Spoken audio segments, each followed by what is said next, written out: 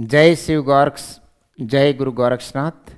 साथियों, विद्यार्थियों, बातचीत कर रहे हैं हिंदी के प्रथम कवि पर। ठीक है, मैं आपका डॉक्टर साहिल सर सबको शुभकामनाएं संप्रेषित करता हूं। आज बातचीत का जो विषय है वो है हिंदी का प्रथम कवि और हिंदी की प्रथम साहित्यिक रचना। इन दोनों में आपको आरंभिक तौर पर विरोधाभास लगेगा कि हिंदी का पहला कवि अलग है और हिंदी की पहली साहित्यिक रचना अलग है। इसी पर हम आज केंद्रित रहेंगे। हिंदी का प्रथम कवि वैसे आप सर्वविदित है कि सरहप्पा है, लेकिन सरहप्पा तक पहुंचना, सरहप्पा को घोषित करना और मानना इतना आसान नहीं है। दोस्तों, आचार्य शुक्ल ने, परवर आलोचक आचार्य शुक्ल ने 993 ईस्वी का कवि है और इसी आधार पर हिंदी का आरंभ उन्होंने 993 ईस्वी से माना है, अर्थात संवत 1050। मुंज जो कि मिहिर भोज कालीन है और गुर्जर सम्राट मिहिर भोज के चाचा हैं। कौन?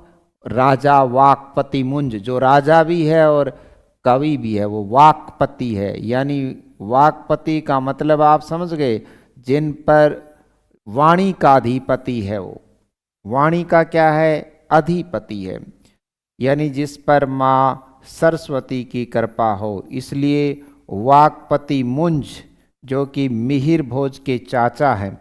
मिहिर भोज एक सम्राट है और सम्राट के अधीन बहुत सारे राजा होते हैं।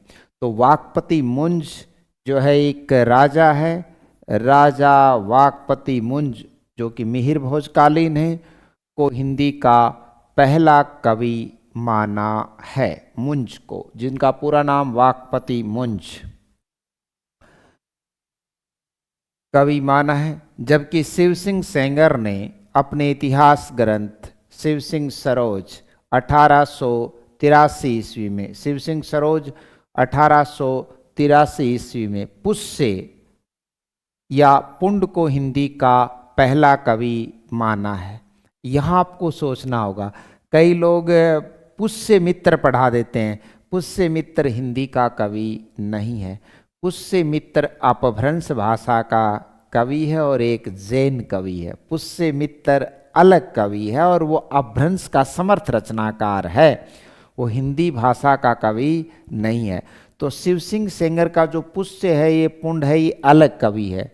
शिव सिंह सेंगर ने पुष्य या पुंड को हिंदी का पहला कवि माना, पर उसकी एक दो पंक्ति मिलती हैं, कहीं उसकी कोई रचना और विशेष उल्लेख उसके बारे में नहीं मिलता है। परंतु पुष्य या पुंड पर कोई रचना अवेलेबल नहीं है।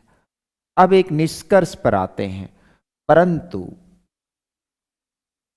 साहित्य आलोचकों, जहां किंतु और परंतु लग जाता है वहां हमें बड़ा चिंतन करना चाहिए। परंतु साहित्य आलोचकों की लंबी शोध परंपरा है ना, रिसर्च दर रिसर्च, साहित्य आलोचकों की लंबी शोध परंपरा, तार्किक निष्कर्ष और अनेक शोध परिचर्चाओं के बाद, शोध परिचर्चा का सेंस है अनेक गोष्ठियों के पश्चात, अनेक रिसर्च सेमिनार के बाद, अनेक शोध परिचर्चाओं यानी रिसर्च सेमिनार के बाद 7वीं सदी के सिद्ध सरहप्पा को हिंदी का प्रथम कवि माना गया। सरहप्पा को हिंदी का प्रथम कवि माना गया और सरहप्पा पर पुरजोर तर्क दिए हैं। किसने? राहुल शांकरत्यायन ने। और उनके निष्कर्षों के सामने, उनके तर्कों के सामने आचार्य शुक्ल मौन साध लेते हैं और बाद में अनेक आलोचक इस तथ्य में अपनी सहमति दर्ज करते हैं कि वास्तव में सरहप्पा का अपभ्रंश से टूटता हुआ नाता और देश भाषा की शब्दावली यानी तत्कालीन लोक भाषा जो हिंदी का आरंभिक रूप है, वो हमें सरहप्पा में देखने को मिलता है। आचार्य शुक्ल जिस तत्समता की बात करते हैं, तत्सम प्रधानता की बात करते हैं, तो वो भी हमें परिलक्षित होती है किसमें? सरहप्पा में। जैसे आप सुनिएगा, जह मन पवन न संचरई, जह मन पवन न संचरई, रवि शशि ना है पवेश, तह वट चित्त विश्राम करूं, सर हे कहे उवेश। तो इसका मतलब खोल कर कह देना चाहता है कौन? सरहप्पा। तो यहां पर बिल्कुल तत्सम प्रधानता है और कुछ तद्भव शब्द आए हैं कि जह यानी जहां, मन तत्सम है, पवन, जह मन पवन न संचरई, जहां संचरण नहीं हो सकता, पहुंच नहीं सकते, रवि शशि ना है प्रवेश, और जहां पर रवि और शशि का भी प्रवेश नहीं है, सूर्य और चंद्रमा का भी प्रवेश नहीं है, तह वट चित, उस वट वृक्ष के नीचे मेरा मन विश्राम करता है, सर हे कहे उवेश, सरहप्पा ये बात खोल कर कहना चाहता है। तो वास्तव में हिंदी का प्रथम कवि हमें सरहप्पा को मानना ही चाहिए और है भी। आगे बढ़ते हैं, इनमें भी सच्चाई है, बहुत ज़्यादा सच्चाई है। जब आप मुंज की पंक्ति देखेंगे, वाकपति मुंज, गुर्जर सम्राट वाकपति मुंज को पढ़ेंगे, तब भी आपको लगेगा कि हाँ, ये भी हिंदी का पहला कवि हो सकता है। ठीक है, आगे बढ़ते हैं। इन्हें बोले तो सरहप्पा के दो नाम और हैं, इन्हें सरोज वज्र, तो जो सिद्ध हैं वो वज्रयानी हैं। बौद्ध धर्म की जो शाखा है वज्रयान, वो वज्रयानी ही है। ठीक है, तो सरहप्पा का दूसरा नाम है सरोज और वज्र। यहाँ विरोधाभास भी है, सरोज यानी वो कमल के समान और वज्र यानी कठोर है। तो उसका हृदय कोमल है लेकिन उनकी साधना कठोर है। तो सरोज वज्र, और दूसरा नाम है राहुल भद्र। भद्र का मतलब होता है श्रेष्ठ, भद्र, भद्र का मतलब श्रेष्ठ पुरुष, जेंटलमैन। और वो भद्रा नहीं होगी, वो होगी भद्रे। जब महिला होगी तो भद्रे होगी, श्रेष्ठा, है ना। तो राहुल भद्र भी इनका दूसरा नाम है। तो तीन नाम हो गए सर, क्या क्या तीन नाम हो गए? सरहप्पा, सरोज वज्र और राहुल भद्र। स से सरहप्पा, स से सरोज और वज्र से मेल खाता हुआ भद्र। तो तीन नाम हो गए। स्वयं राहुल सांकरत्यायन का भी देखो नाम राहुल सांकरत्यायन है, इसलिए सरहप्पा को हिंदी का पहला कवि किसने माना? राहुल सांकरत्यायन ने। तो इनका सरहप्पा का एक नाम राहुल भी है। दूसरी बात, महात्मा बुद्ध के पुत्र का नाम भी राहुल था, जिन्होंने बौद्ध धर्म का परिवर्तन किया। ठीक है। तीसरी बात, राहुल सांकरत्यायन का स्वयं का नाम केदार पांडे था और बौद्ध धर्म अपना लिया, और अपना नाम क्या रख लिया? राहुल सांकरत्यायन रख लिया। केदार पांडे क्या बन गया? राहुल सांकरत्यायन बन गया। राहुल सांकरत्यायन पर रीतिकाल के कवि बंदा नवाज का गहरा प्रभाव है। रीतिकाल के कवि हुए हैं बंदा नवाज, राहुल सांकरत्यायन पर उनका गहरा प्रभाव है। सैर कर दुनिया की फिर ये जिंदगानी कहाँ, बंदा नवाज का एक शेर है, सैर कर दुनिया की फिर ये जिंदगानी कहाँ, रही ये जिंदगानी तो फिर ये जवानी कहाँ। इसलिए राहुल सांकरत्यायन के चरण हमेशा गतिशील रहे। जब जब आप यात्रा साहित्य का स्मरण करते हैं तो आपको निश्चित तौर पर राहुल सांकरत्यायन की याद आती है। उसके बाद आपको आगे की भी याद आ सकती है, अरे यायावर रहेगा याद। अगर हम राहुल सांकरत्यायन की बात करें तो रूस में 25 मास, वोल्गा से गंगा तक, किन्नर देश में लहासा की, और एशिया के दुर्गम भूखंडों में तिब्बत में 1.25 वर्ष, लद्दाख यात्रा, राइट नाउ। तो बहुत सारी बेहतरीन उनकी रचनाएं हैं। सरहप्पा के दो अन्य नाम हैं सरोज वज्र और राहुल भद्र के नाम से भी जाना जाता है। सरहप्पा को हिंदी का प्रथम कवि मानने का गौरव महान शोधार्थी, महान ग्रेट रिसर्च स्कॉलर थे कौन? राहुल सांकरत्यायन। सरहप्पा को हिंदी का पहला कवि मानने का गौरव महान शोधार्थी, द ग्रेट रिसर्च स्कॉलर, युग परिवर्तक, अखंड प्रभामय, तात्विक आलोचक और प्रतिभा संपन्न लेखक, कवि नहीं थे, प्रतिभा संपन्न लेखक, महामानव, महापंडित राहुल सांकरत्यायन को जाता है। अर्थात हिंदी का पहला कवि सरहप्पा को मानने का जो गौरव है, या सरहप्पा को हिंदी का पहला कवि मानने का गौरव जाता है महापंडित राहुल सांकरत्यायन को। अनेक देशों की बिना वीजा यात्रा कर ली। तत्कालीन समय में जब न तो कोई आवागमन के साधन थे, न संचार के साधन थे, न कोई विशेष प्रकार का यातायात उस समय था, राइट। और बिना वीजा अनेक देशों की यात्रा उन्होंने की। अनेक समस्याओं का, विकट और गंभीर समस्याओं का सामना उन्होंने किया, लेकिन ज्ञान की तलाश में उनके चरण सदैव गतिशील रहे। राइट नाउ, राइट सर, यहां तक ठीक है जी सर। इसलिए सरहप्पा को हिंदी का पहला कवि किसने माना? राहुल सांकरत्यायन ने। और उनकी जो पंक्ति है वो मैं पहले भी लाइव क्लास में भी पढ़ा चुका हूँ, और जब हम सिद्ध साहित्य पढ़ेंगे तब भी पढ़ लेना। जह मन पवन संचरई, रवि शशि ना है पवेश, तह वट चित विश्राम करूं, शर हे कहे उवेश। तो ये सरहप्पा की पंक्तियां मैंने आपको सुनाई हैं। ऐसा लगता है वो हिंदी की हो, और ऐसा लगता है भक्ति काल से भी सरल भाषा है। भक्ति काल आपको कठिन लगेगा, अवधी भाषा भी कठिन लगेगी, लेकिन सरहप्पा आपको सरल लगेगा। मुक्तक कवि थे। पुष्य या पुंड को शिव सिंह सेंगर ने अपने इतिहास ग्रंथ शिव सिंह सरोज में हिंदी का पहला कवि माना, लेकिन इस कवि का क्या है? उल्लेख मात्र है, कोई रचना उपलब्ध नहीं है। कोई रचना उपलब्ध नहीं है। किसकी? पुष्य या पुंड की कोई रचना उपलब्ध नहीं है। बात करते हैं शुक्ल ने किसको माना है, यानी मुंज पर बातचीत करते हैं। आचार्य शुक्ल ने मुंज को हिंदी का पहला कवि माना है, तो उस पर भी बातचीत कर लेते हैं।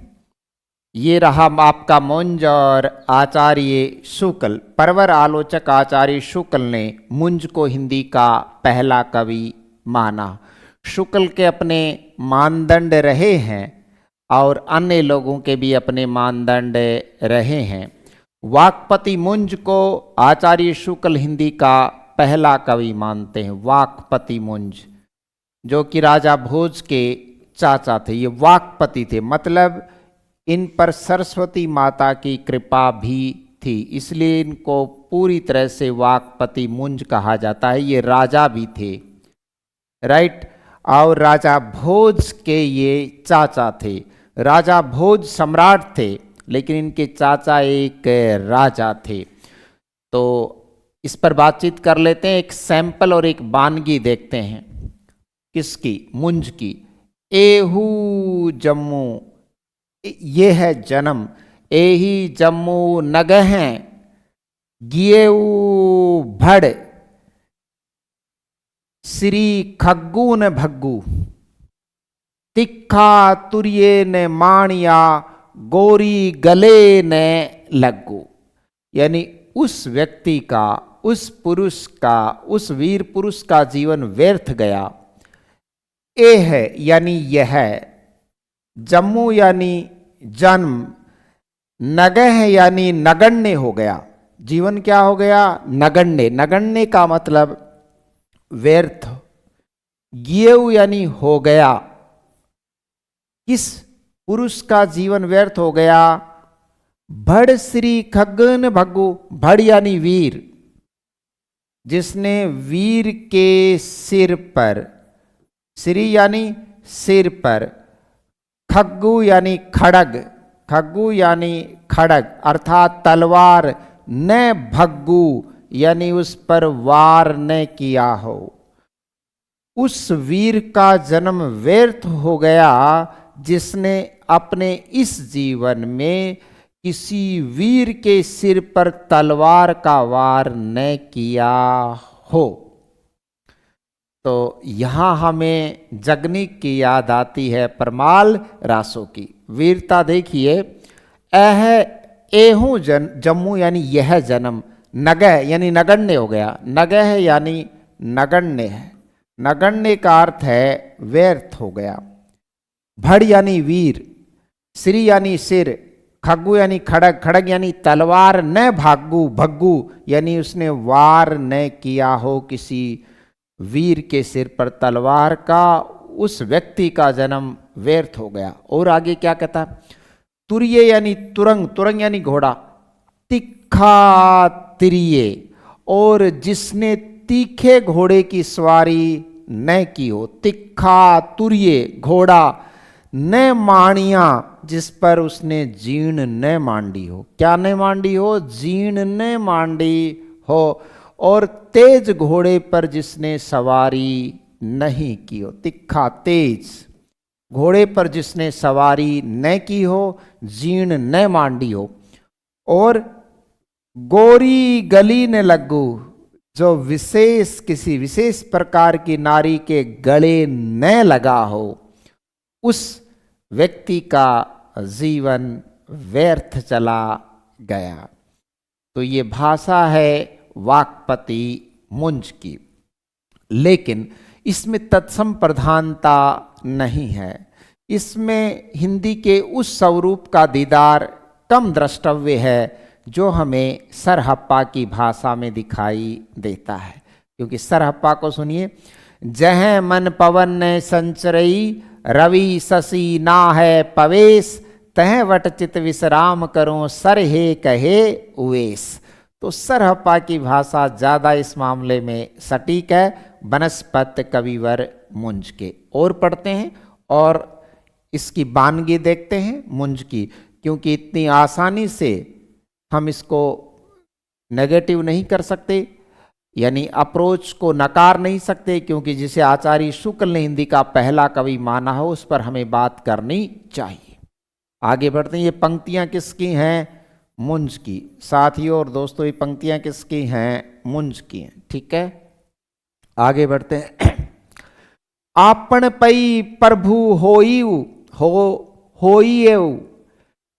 कई प्रभु कीजिए हथी, काज करेवा मानुष है तीजई मांगो ने अथी।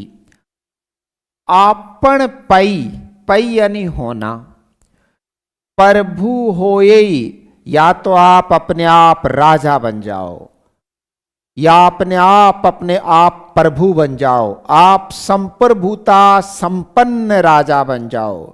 आपन पई प्रभु, या तो आप प्रभु बन जाओ दुनिया के लिए, प्रभु होई या तो आप दुनिया के लिए प्रभु बन जाओ।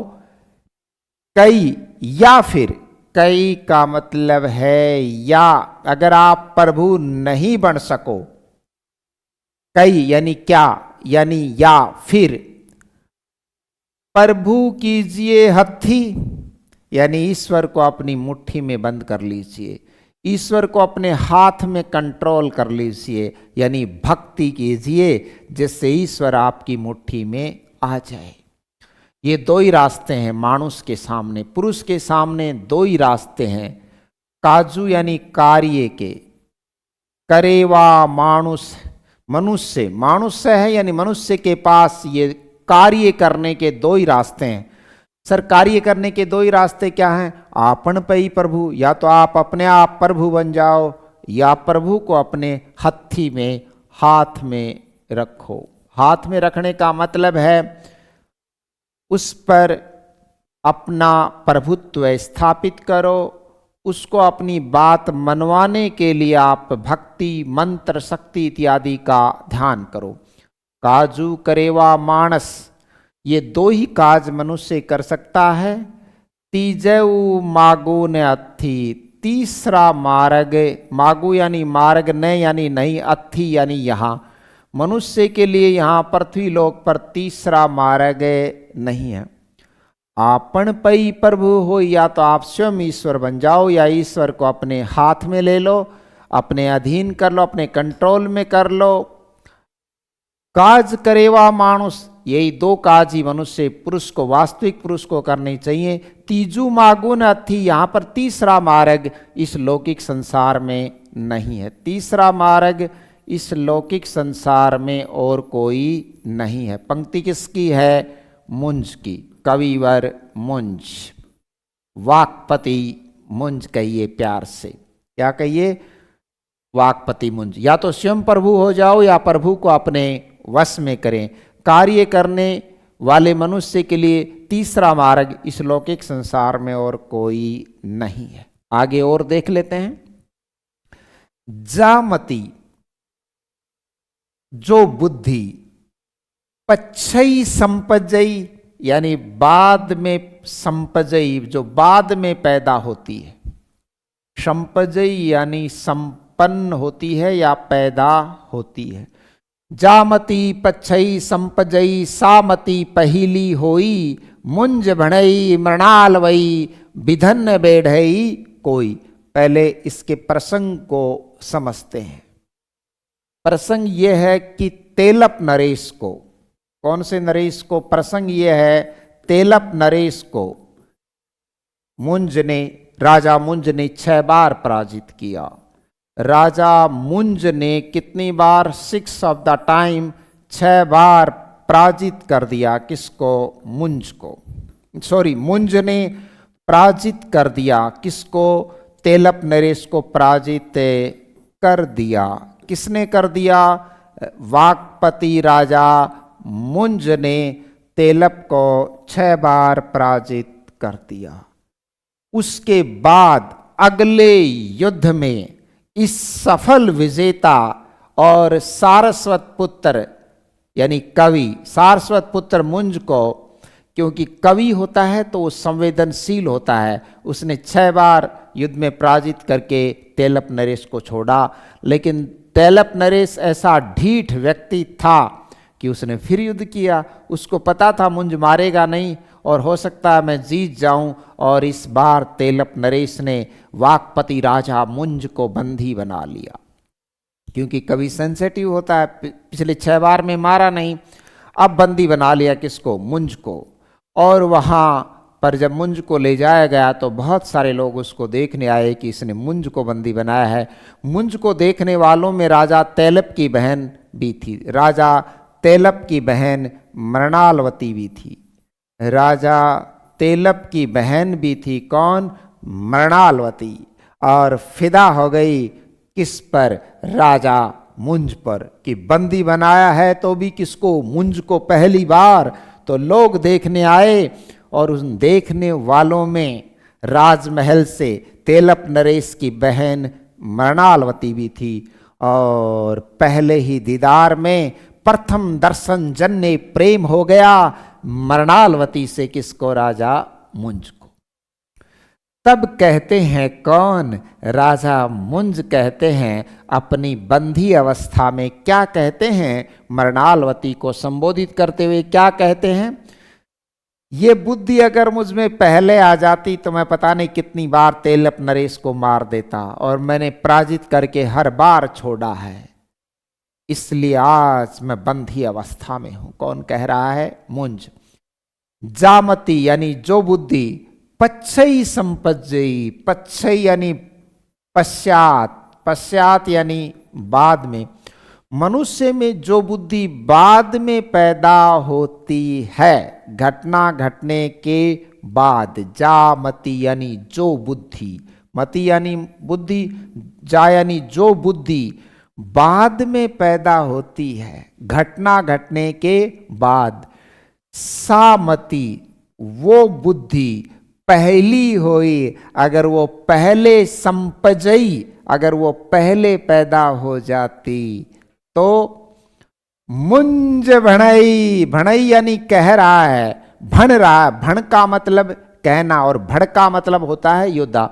मुंज भणई मृणाल वही, मुंज मृणालवती से कहता है बिघन न बैढ़ई कोई। जो बुद्धि घटना घटने के बाद पैदा होती है, वो बुद्धि अगर मनुष्य के जीवन में पहले पैदा हो जाए तो कोई विघन बैढ़ई नहीं, कोई विघन मनुष्य को घेरता नहीं है। विघन यानी विघन, कोई विघन, बैढ़ई ने कोई विघन मनुष्य को घेरता नहीं है। मुंज कहते हैं हे मृणालवती, मुंज कहते हैं हे मृणालवती, जो बुद्धि कोई घटना घटने के बाद प्राप्त होती है, यदि वही बुद्धि पहले ही समझ में आ जाए तो किसी को विघ्न न घेरें, किसी को कष्ट का सामना नहीं करना पड़ेगा। और पंक्ति है कविवर मुंज की, जिसे आचार्य शुक्ल ने हिंदी का पहला कवि माना है। ये बात मैंने आपको कर दी। तेलप नरेश की बहन मृणालवती से प्रेम करने लगे।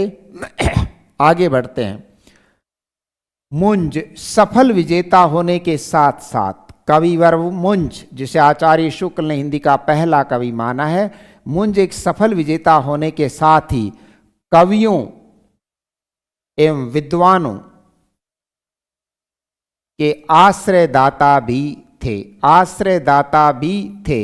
चालुक्य नरेश तेलप द्वितीय, चालुक्य नरेश राजा तेलप द्वितीय करीब 6 बार मुंज से युद्ध में परास्त हुआ था।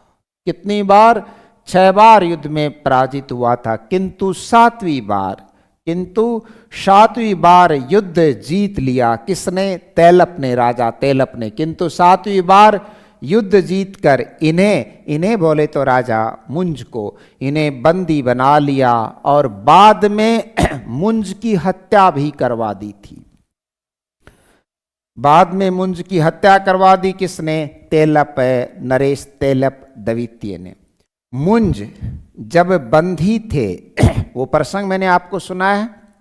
मुंज जब बंदी थे तो इन्हें तेलप नरेश की बहन मृणालवती से भी क्या हो गया था? प्रेम हो गया था। तेलप नरेश की बहन मृणालवती से क्या हो गया था?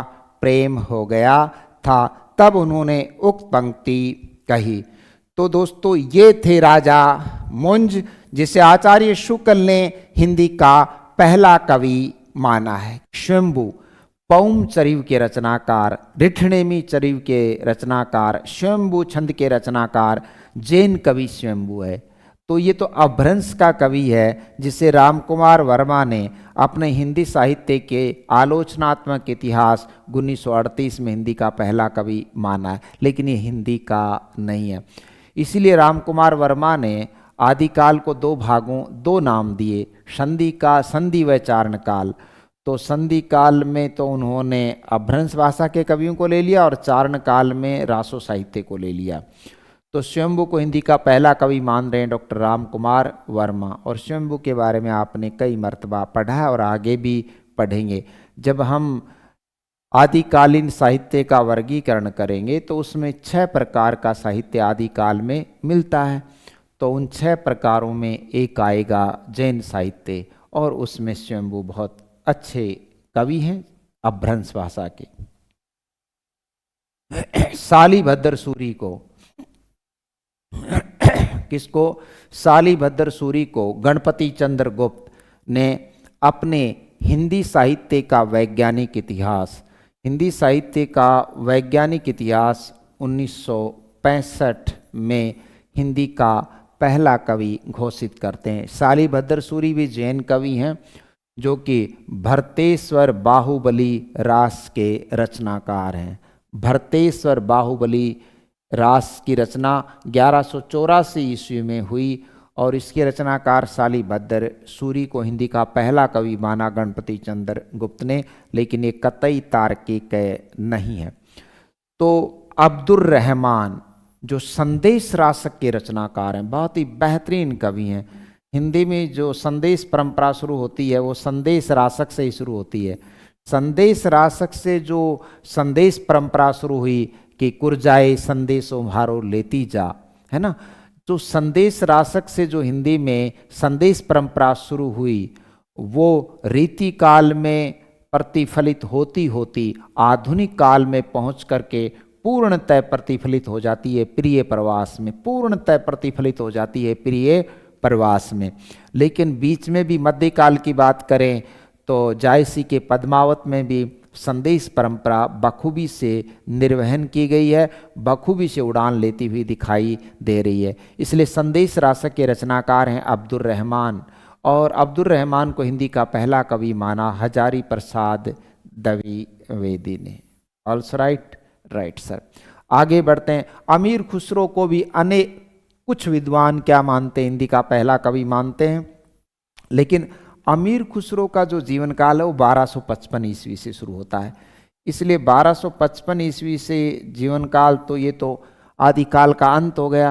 1255 ईस्वी से 1324 ईस्वी, तो एक तरीके से तो ये भक्ति काल में भी आ गए, यानी आदिकाल के अंत में और भक्ति काल के आरंभ का एक कवि है अमीर खुसरो, जिसके बारे में आप खूब जानते हैं कि मैं हिंदुस्तान की तूती हूँ, मुझसे जो कुछ पूछना हो हिंदवी में पूछो।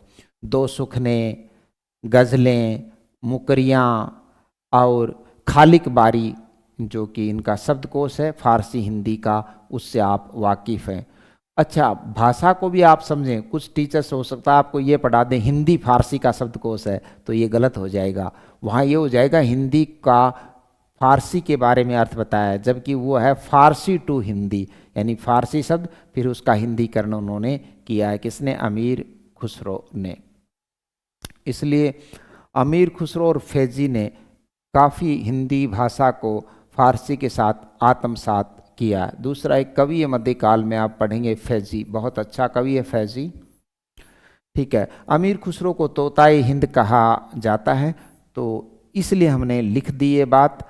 हालांकि हिंदी का पहला कवि नहीं है, कुछ विद्वान इनको हिंदी का पहला कवि मानते हैं और मैं भी सहमत इससे नहीं हूँ। हाँ, महत्व एक अलग मैटर है, और ये भक्ति काल के आदि काल के अंत में और भक्ति काल के आरंभ में आते हैं। ठीक है सर।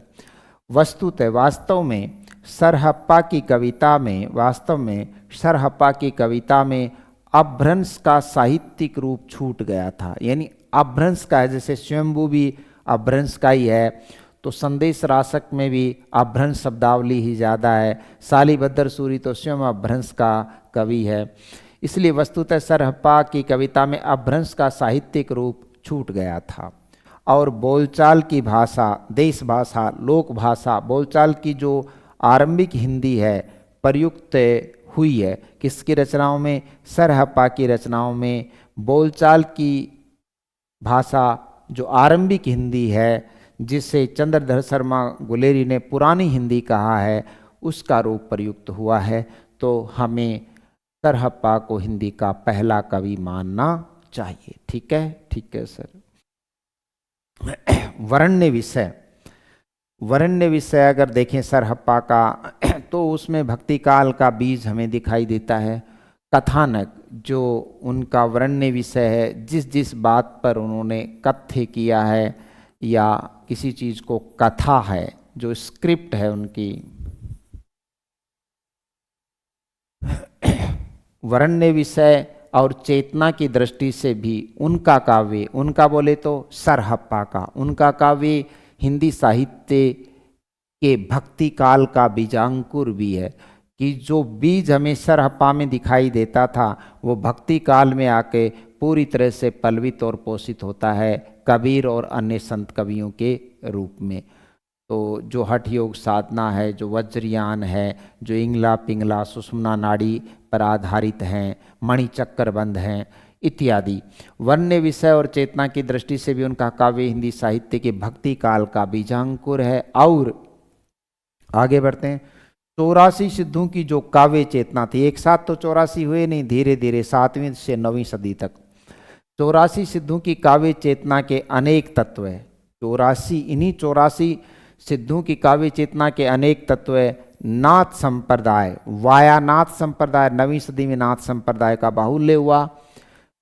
84 सिद्धों की काव्य चेतना के अनेक तत्व है। नाथ संप्रदाय की काव्य चेतना में, नाथ संप्रदाय की काव्य चेतना में विलीन होकर, यानी आत्मसात होकर, विलीन होकर एक नई प्रेरणा बनी और फिर दोनों ने ही भक्ति की आधार भूमि तैयार की, यानी सिद्ध साहित्य ने और विशेषकर नाथ साहित्य ने। फिर दोनों ने यानी सिद्ध और नाथों ने भक्ति काव्य की क्या कर दी, आधार भूमि तैयार कर दी। और इसी कारण भक्ति काल हिंदी साहित्य का स्वर्णिम काल है।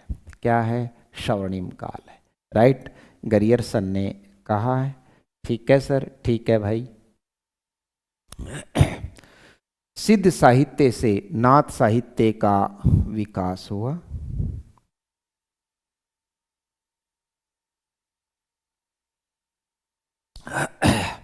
सिद्ध साहित्य से नाथ साहित्य का विकास हुआ और नाथ साहित्य की प्रेरणा से भक्ति कालीन कौन सा कालीन? भक्ति कालीन संत साहित्य का आविर्भाव हुआ या प्रादुर्भाव हुआ, जिसके प्रथम कवि कबीर माने जाते हैं। संत साहित्य के प्रथम कवि कबीर माने जाते हैं। अस्तु सरहप्पा की काव्य परंपरा, सरहप्पा की ही काव्य परंपरा में विकसित नाथ पंथ का हठ योग, नाथ पंथ का हठ योग कबीर के काव्य में इतना अधिक पल्वित और पोषित हुआ है, इतना अधिक पल्वित और पोषित हुआ कि सरहप्पा के काव्य की आदि स्थिति को नकारा नहीं जा सकता। यानी हमें याद आ जाती है किसकी? सरहप्पा की, कि शुरू वहाँ से हुआ था। इसलिए कबीर के काव्य में इतना अधिक नाथ पंथ पल्वित हुआ और पोषित हुआ कि सरहप्पा के काव्य की आदि स्थिति को नकारा नहीं जा सकता। यानी जो अंकुरण किसने किया था? सरहप्पा ने।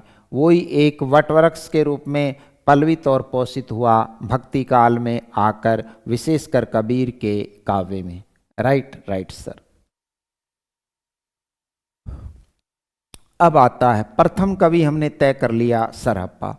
अब आता है प्रथम साहित्यिक रचना।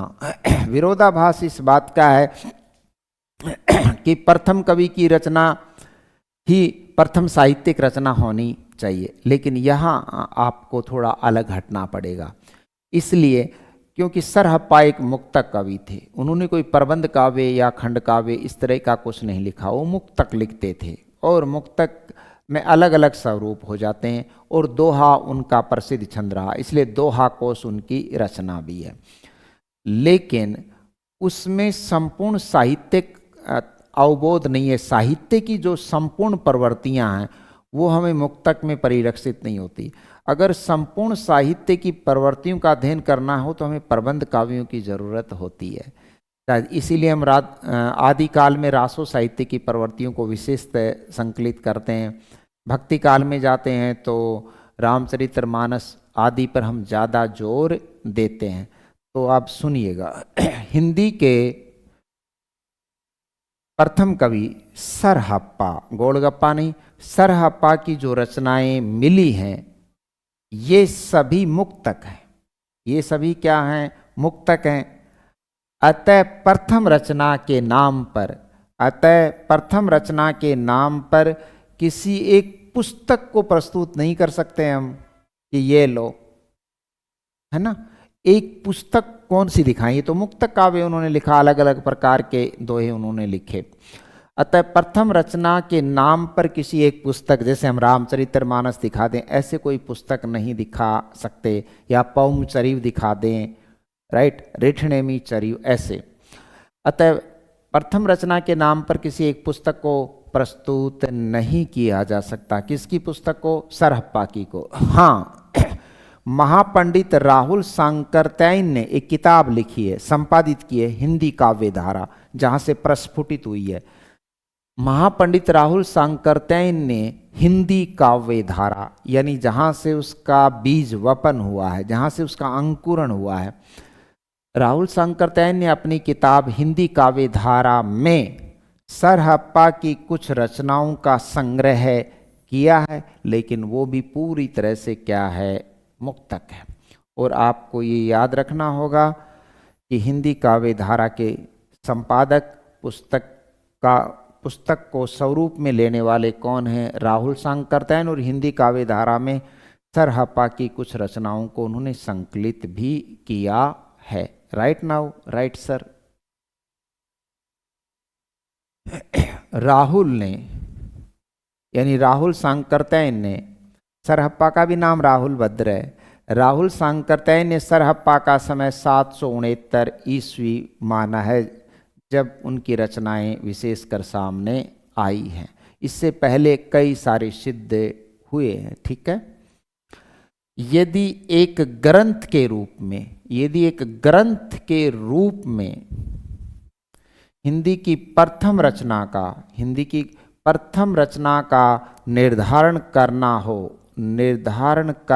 हो तो सरहप्पा आदि सिद्धों की मुक्तक कविताओं के पश्चात, तो सरहप्पा आदि सिद्धों की मुक्तक कविताओं के बाद, चाहे वो कणहप्पा हो, चाहे वो सबरपा हो, चाहे वो उड़ीसा का राजगुरु लुईपा हो, चाहे डोम्भीपा हो, आदि सिद्धों की मुक्तक कविताओं के पश्चात जैन आचार्य देवसेन, जैन आचार्य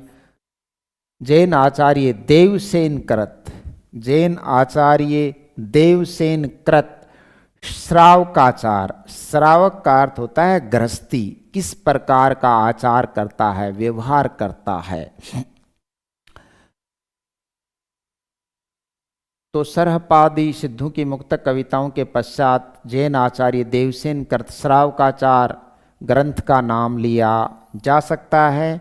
इसमें भी सरहप्पा की ही दोहा शैली का, इसमें ही सरहप्पा की दोहा शैली का विकसित रूप मिलता है। सरहप्पा की दोहा शैली का क्या मिलता है? विकसित रूप मिलता है वही रूप जो रूप सरहप्पा से अंकुरित हुआ था। लेकिन ये किताब है, एक साहित्यिक रचना है जिसमें 250 दोहे हैं, है ना। श्रावकाचार प्रबंध रूप में है, प्रबंध रूपात्मकता है। और 933 ईस्वी इसका रचना काल है, इसका रचना काल है 933 ईस्वी। और छंद है दोहा।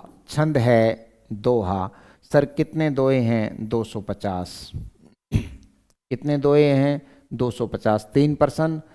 रचना काल 933, छंद दोहा, 250 दोहे।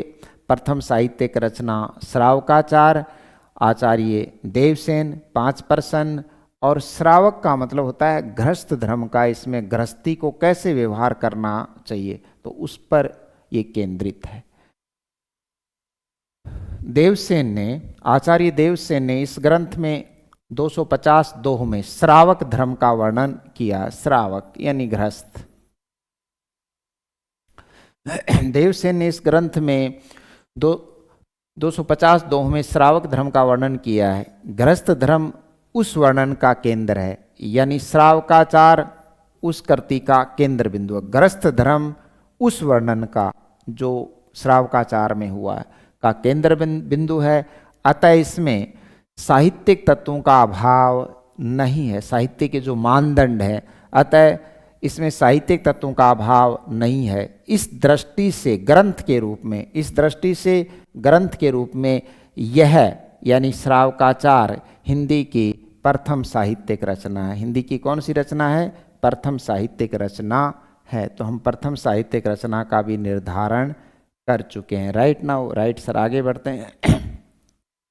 अब एक नया टॉपिक आ गया है, छोटा टॉपिक है, बात जल्दी से इस पर कर लेते हैं।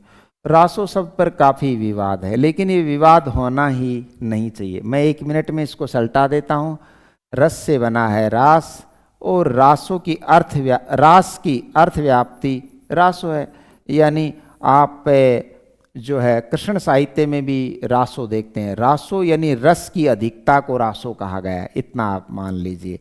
रस ही जीवन है और रस ही काव्य की आत्मा है, इसलिए ये अर्थव्याप्ति है। जैसे दोष है, हाँ सर, दोष से क्या बन जाता है? जब ज़्यादा होते हैं तो 200 बन जाता है। क्या बन जाता है? 200। और भी ज़्यादा हो तो 200 बन जाता है। अर्थव्याप्ति है।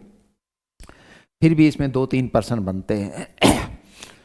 गारसा दत्तासी ने रासो शब्द को राजसूय यज्ञ हुआ करता था ना, राजसूय शब्द से व्युत्पन्न माना है, जो कि बिल्कुल निराधार है। लेकिन पूछा जाएगा कि राजसूय शब्द से रासो शब्द की उत्पत्ति मानने वाले हैं हिंदी के पहले साहित्य इतिहासकार गारसा दत्तासी, तो आपको ये याद रखना है। दूसरी खास बात, डॉक्टर नरोत्तम स्वामी जो है ने, नरोत्तम स्वामी ने रासो शब्द की व्युत्पत्ति राजस्थानी भाषा के शब्द रसिक से मानी है। नरोत्तम स्वामी ने रासो शब्द की उत्पत्ति राजस्थानी भाषा के शब्द रसिक से मानी है। लेकिन रसिक शब्द राजस्थानी भी है और तत्सम भी है, जैसे रसिक संप्रदाय, ठीक है ना।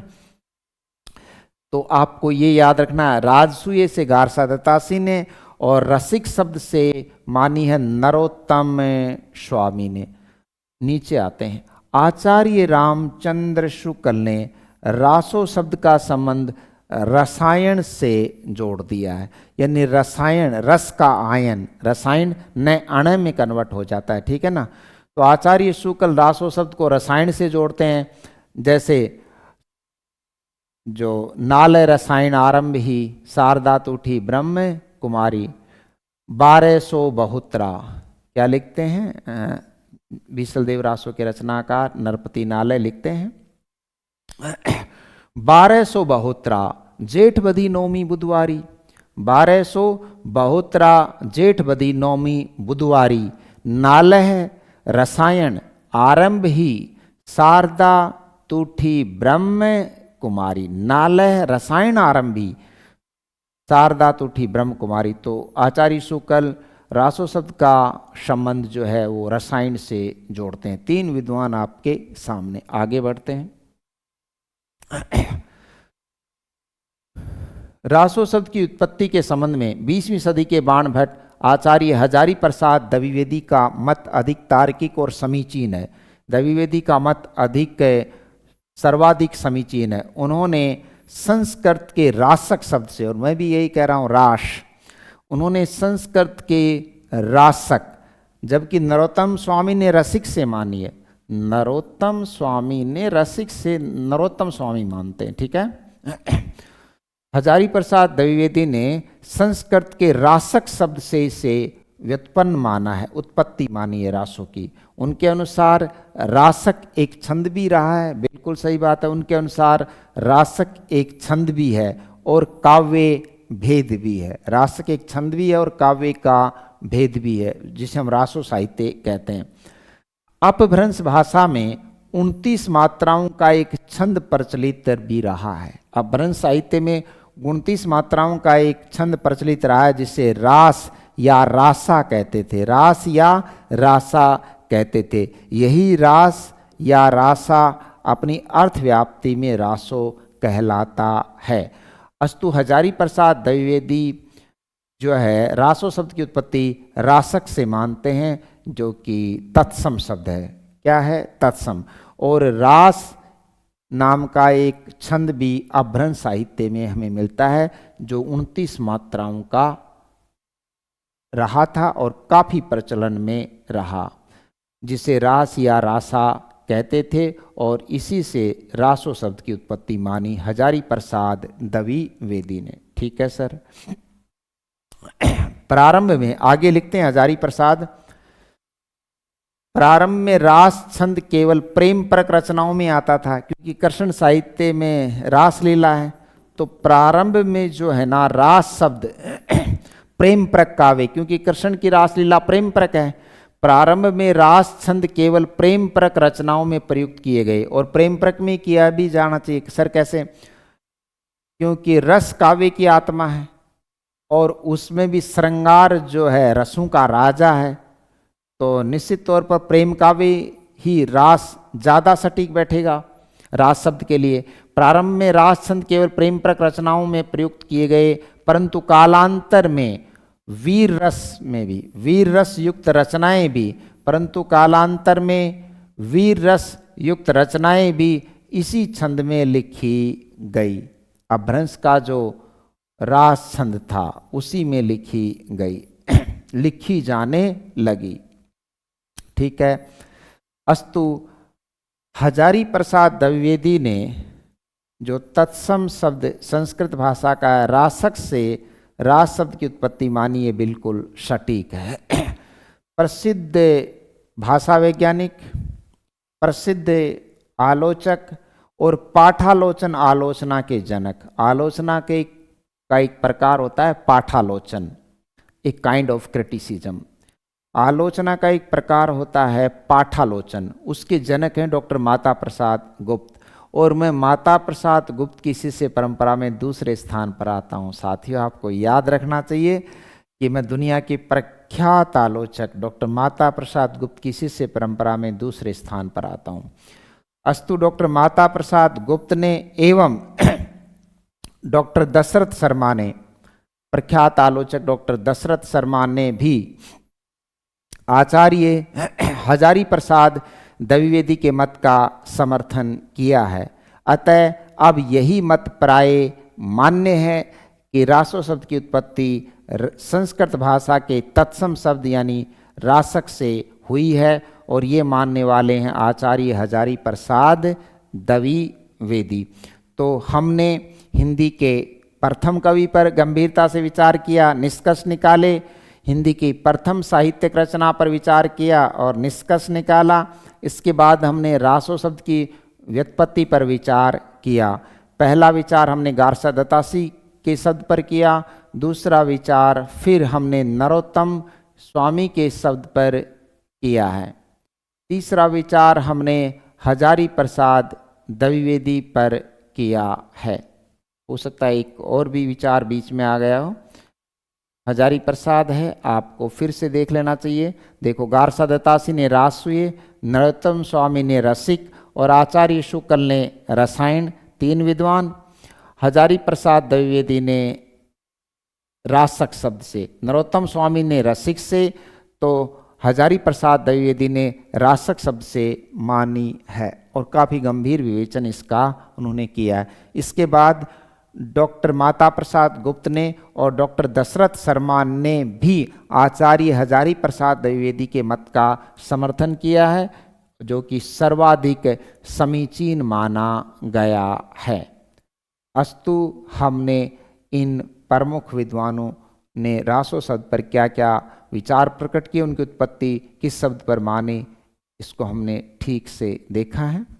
ठीक है दोस्तों, यानी पहले गारसा दत्तासी को हमने देख लिया है, फिर नरोत्तम स्वामी को हमने देख लिया है, आचार्य शुक्ल को हमने देख लिया है, फिर हजारी प्रसाद द्विवेदी को हमने देखा है। ठीक है दोस्तों, थैंक्स ऑल ऑफ यू। यहाँ पर ये टॉपिक आपका पूरा होता है। Thanks my dear.